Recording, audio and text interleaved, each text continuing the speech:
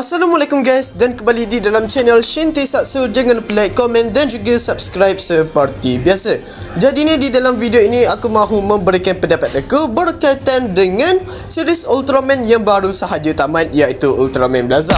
Jadi ni kalau korang tengok kebanyakan komentar netizen berkaitan dengan penamat Ultraman Blaza ini, ada yang berpuas hati dan ada juga yang tidak berpuas hati. Sudah aku memprediksi hal inilah ya, disebabkan kalau kita tengok final episode untuk Ultraman Blaza, ya lebih kepada cerita ketimbang dari segi aksinya yang mahu berfokus berkaitan dengan V99, berkaitan dengan Valorant, yang membuatkan highlight pertarungan di antara Ultraman Blaza dan juga Valorant agak biasa sahaja untuk final episode ini, ya lebih ketimbang emosional para karakternya dan juga kejutan daripada Ultraman Blaza. Untuk pendapat aku sendiri, sebenarnya ini bukan kesalahan Kiyotaka Taguchi untuk membuat final episode Ultraman Blaza sebegini. Semestinya dia sudah merancangkan hal ini memang akan berlaku dan memang hal ini adalah idea daripada dia sendiri untuk menamatkan cerita Ultraman Blaza, dibantu juga dengan penulis, orang-orang yang menguruskan Ultraman Blaza. Jadi ni kita tidak boleh mempersalahkan Kiyotaka Taguchi 100%.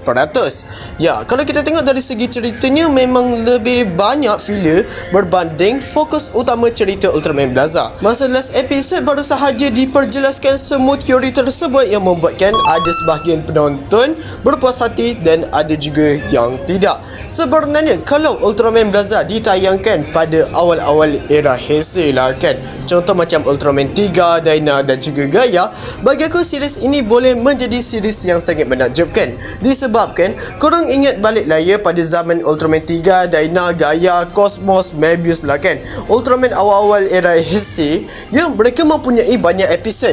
Dan tak tipu lah ya, banyak episod mesti akan ada banyak filenya juga ketimbang berfokus kepada cerita utama.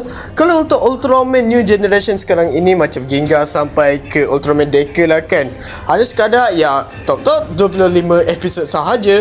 Ya, disebabkan itu bagi aku untuk Ultraman zaman sekarang inilah kan, mereka harus berfokus kepada cerita utamanya ketimbang ya mementingkan filler di dalam episod tersebut. Bagi aku okey sahaja Ultraman Blaza mempunyai banyak episod filler, dan bagi aku filler di dalam episod Ultraman Blaza membuatkan kita sebagai penonton dapat enjoy dengan kelatahan dan juga keunikan daripada pasukan Skat dan juga Ultraman Blaza. Sebab itulah ya, kalau kita ingat balik cerita Ultraman Trigger dan juga Ultraman Deca lah kan, mereka lebih mementingkan cerita utama berbanding dengan episod filler yang kalau kita ingat balik dalam cerita Ultraman 3 dan juga Dyna tersebut, ya lebih banyak filler juga. Jadinya adakah Ultraman dengan banyak episod filler adalah cerita yang sangat teruk? Sebenarnya tidak tahu.